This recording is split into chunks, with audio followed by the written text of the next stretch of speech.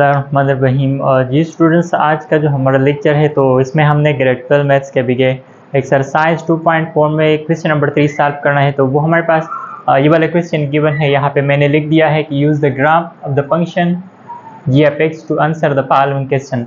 मतलब इस क्वेश्चन में हमारे पास ग्राफ गिवन है और उस ग्राफ के मुताबिक हमने यहाँ पे इसकी जितनी भी क्वेश्चन है, मतलब यहाँ पे ए बी सी डी ये क्वेश्चन है और इस ग्राफ को हमने देखना है और इस हर एक क्वेश्चन का हमने आंसर वो हमने यहाँ पे लिखना है। इस क्वेश्चन का जो ग्राफ है तो वो यहाँ पे ये वाला ग्राफ हमारे पास गिवन है और इसको यहाँ पे मैंने रफ में भी ड्रा किया हुआ है।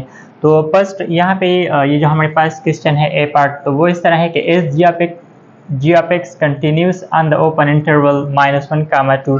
इसका मतलब ये है कि यहाँ पे अगर देखा जाए, यहाँ पे ये जो फर्स्ट क्वेश्चन है तो इसका मतलब ये है कि जो हमारे पास जी एफ एक्स फंक्शन है तो वो जी एफ एक्स फंक्शन यहाँ पे इस -1, 2 में कंटिन्यूस है या नहीं, तो वो उसका पता हमने यहाँ पे इस ग्राफ से लगाना है कि मतलब ये कंटिन्यूस है कि नहीं।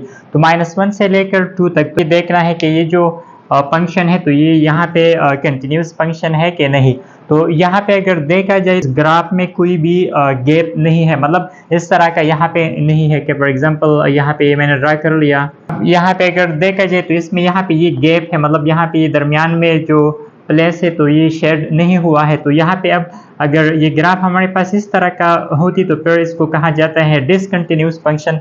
लेकिन अगर यहाँ पर देखा जाए तो कोई भी गैप नहीं है तो इसका मतलब यहाँ पे ये जो ग्राफ है तो ये कंटिन्यूस ग्राफ है। तो जो हमारे पास ये जो ए क्वेश्चन है तो इसकी जो आंसर है तो वो हमने ये लिखना है g f x continuous on the open interval -1, 2। तो फर्स्ट हमारे पास जो ए पार्ट था तो उसकी हमने ये आंसर लिखनी है। अच्छा, अब यहाँ पे ये जो बी पार्ट है तो इसको भी हमने समझना है कि is g f x continuous from the right at x equal to -1 और इसके साथ हमने ये वाला भी शो करना है कि एज लिमिट एक्सटेंड्स टू -1, मतलब राइट हैंड लिमिट ये इक्वल आना चाहिए जी ऑफ -1 के। तो अब हमने बी जो क्वेश्चन है तो उसकी हमने यहाँ पे आंसर लिखनी है। जब यहाँ पे इस ग्राफ में अगर देखा जाए तो इसके साथ जो गिवन फंक्शन है तो वो हमारे पास ये वाला है कि g of x equal to -x² + 2x + 2। अच्छा, यहाँ पे हमने ये शो करना है कि g x continuous from the right at x equal to -1। तो इसका मतलब ये है कि यहाँ पे हमने इसकी राइट हैंड लिमिट मालूम करनी है। तो राइट हैंड लिमिट का जो तरीका है तो वो यहाँ पे मैंने इस तरह लिखना है कि लिमिट एक्सटेंड्स टू, यहाँ पे हमने ये -1 पे लिमिट लेना है तो -1 और इसके ऊपर हमने प्लस साइन लगाना है क्योंकि यहाँ पे हमने राइट हैंड लिमिट लिखनी है एंड इसके साथ जी एफ एक्स लिखना है। फिर अगेन यहाँ पे ये मैंने इस तरह लिखना है कि लिमिट एक्सटेंड्स टू, सिर्फ -1 लिखना है, प्लस लिखने की ज़रूरत यहाँ पे नहीं है। अच्छा, अब यहाँ पे ये जी एफ एक्स है तो इस जी एफ एक्स की जगह यहाँ पे ये हमारे पास जो गिवन है -x², तो ये मैंने यहाँ पे लिख दिया। अच्छा, अब यहाँ पे हमने लिमिट अप्लाई करनी है तो यहाँ पे अगर लिमिट अप्लाई किया जाए तो यहाँ पे ये माइनस लिखना है और इस स्क्वायर की जगह -1, x की जगह -1 एंड +2 लिखना है और अगेन यहाँ पे -1 और +2 इसी तरह वापस लिखना है। तो यहाँ पे यह जाए हमारे पास -1² से +1 आती है और यहाँ पे +-2 से मतलब -2 एंड +2, यहाँ पे ये -2 +2 कैंसिल। तो जो राइट हैंड लिमिट है तो वो हमारे पास यहाँ पे इक्वल आ गई, तो यहाँ पे हमारे पास -1 की इक्वल आ गई। अच्छा, यहाँ पे ये जो हमारे पास गिवन है कि इज लिमिट एक्सटेंड्स टू -1, इसका मतलब कि जो राइट हैंड लिमिट है वो इस जी ऑफ -1 की इक्वल है कि नहीं। तो यहाँ पे ऑलरेडी हमने मालूम लिया ये जो हमारे पास राइट हैंड लिमिट है।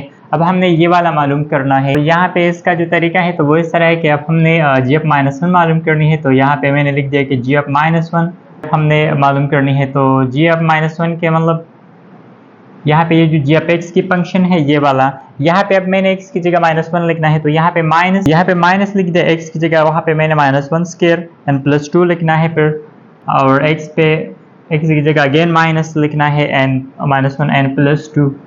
जब यहाँ पे इसको हमने सिंप्लीफाई करनी है तो यहाँ पे ये पावर में इवन है तो इससे आता है +1, अब मतलब यहाँ पे -1 रह जाएगा एंड यहाँ पे भी -2 और +2, तो यहाँ पे ये दोनों कैंसिल, तो मतलब जी ऑफ -1 इक्वल आ गई -1 की। यहाँ पे हमने ये शो करनी है कि जी ऑफ एक्स कंटिन्यूस है कि नहीं। तो यहाँ पे अगर इसको हम कह लें कि ये हमारे पास फर्स्ट कंडीशन था ये वाला, और ये वाला जो यहाँ पे आ गई तो ये सेकंड कंडीशन है, और जो थर्ड कंडीशन है तो थर्ड कंडीशन में हमने इस फर्स्ट और सेकंड कंडीशन की कंपैरिजन करनी है कि ये इक्वल है कि नहीं। तो यहाँ पे अगर देखा जाए तो यहाँ पे ये भी -1 की इक्वल है और ये वाला भी -1 की इक्वल है। तो मतलब यहाँ पे ये जो हमारे पास गिवन था ये वाला, तो ये भी हमने शो कर लिया कि ये दोनों यहाँ पे क्या है, इक्वल है। तो अब यहाँ पे ये मैंने इस तरह लिखना है पार्ट है, तो वो इस तरह है कि लिमिट टेंड्स टू -1, मतलब राइट हैंड लिमिट पे मैंने लिख दिया right hand limit g of x, यहाँ पे ये इक्वल आ गई जी ऑफ -1 की। तो इस फंक्शन ने इस तीनों कंडीशन को सेटिस्फाई कर लिया। तो लास्ट में ये मैंने इस तरह लिखना है कि 10 g of x is continuous part है। तो ये पार्ट भी इसी तरह है, लेकिन यहाँ पे हमने सिर्फ लेफ्ट लिमिट यूज़ करनी है और इसके अलावा यहाँ पे ये +2 है, -2 नहीं है, क्योंकि यहाँ पे हमने x की जगह 2 पुट करनी है। तो यहाँ पे ये मैंने सॉल्व करना है कि अब हमने जो c वाला पार्ट है तो वो सॉल्व करना है। तो अगेन जो हमारे पास गिवन फंक्शन है तो वो फर्स्ट मैंने लिखनी है। तो गिवन फंक्शन हमारे पास ये वाला है, ये वाला फंक्शन अगेन वहाँ पे मैंने लिखनी है। तो ये इस तरह आ जाएगी, ये वाला गिवन फंक्शन है। अच्छा अगेन यहाँ पे हम फर्स्ट कंडीशन वो यहाँ पे हमने चेक करना है। तो फर्स्ट कंडीशन यहाँ पे ये है कि हमने लेफ्ट हैंड लिमिट यहाँ पे यूज करना है एट x = 2 पे। तो अब ये मैंने इस तरह लिखना है कि limit x tends to 2, again इसके ऊपर माइनस साइन लिखनी है एंड जी ऑफ एक्स, यहाँ पे ये मैंने लिखना है कि लिमिट x टेंड्स टू 2 और जी ऑफ एक्स की जगह ये वाला फंक्शन लिखनी है कि -x² + 4। अच्छा अगेन यहाँ पे हमने लिमिट अप्लाई करनी है, तो ये इस तरह आ जाएगा। यहाँ पे इसकी जगह मैंने 2 पुट करना है, तो ये 2² पुट किया जाए तो उससे 4 आती है, तो यहाँ पे मैंने डायरेक्ट 4 लिख दिया। अगेन यहाँ पे भी अगर 2 पुट किया जाए और उस 2 के साथ अगर ये वाला 2 मल्टीप्लाई किया जाए तो 4 एंड उस 4 को अपनी जगह इसी तरह वापस लिखना है। तो यहाँ पे ये -4 + 4 कैंसिल, तो सिर्फ यहाँ पे ये 2 है, तो यहाँ पे भी ये 2 लिखना है और ये वाला यहाँ पे आ जाएगा 2। यहाँ पे हमारे पास जो लेफ्ट हैंड लिमिट थी तो वो यहाँ पे 2 की इक्वल आ गई। अब इसके बाद जो सेकंड कंडीशन है तो वो भी हमने यहाँ पे सॉल्व करना है। तो सेकंड अब हमने ये वाला मालूम करना है जी ऑफ 2। तो इसका जो तरीका है तो वो अगेन वो मैंने इस तरह लिखना है कि जो जी ऑफ 2 हमने यहाँ पे मालूम करनी है। तो यहाँ पे ये मैंने इस तरह लिखना है कि जी ऑफ 2, यहाँ पे x की जगह अगेन हमने 2 लिखना है। तो यहाँ पे ये मैंने इसको डायरेक्ट सॉल्व करना है।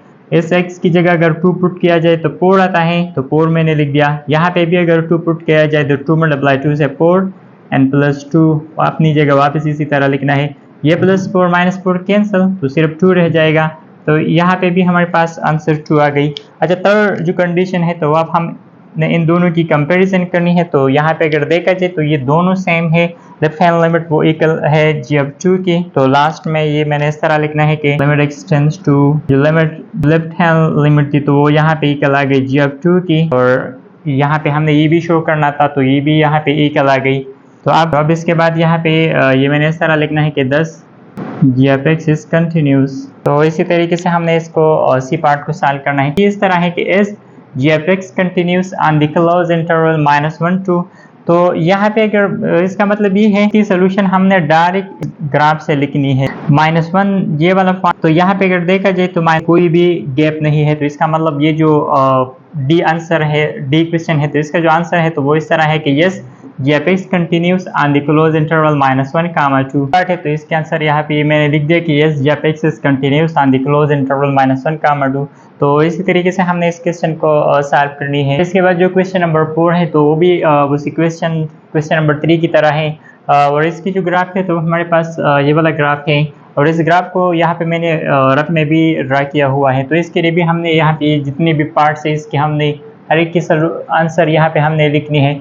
तो फर्स्ट यहाँ पे ये जो हमारे पास है कि is f of x continuous on the open interval 0-3, open interval 0-3 के मतलब यहाँ पे ये जो हमारे पास ग्राफ इसकी बनी हुई है, यहाँ पे अगर देखा जाए तो इसमें भी कोई भी गैप नहीं है। तो डायरेक्ट हमने इसके आंसर इस तरह लिखना है कि yes F x continuous on the open interval 0-3।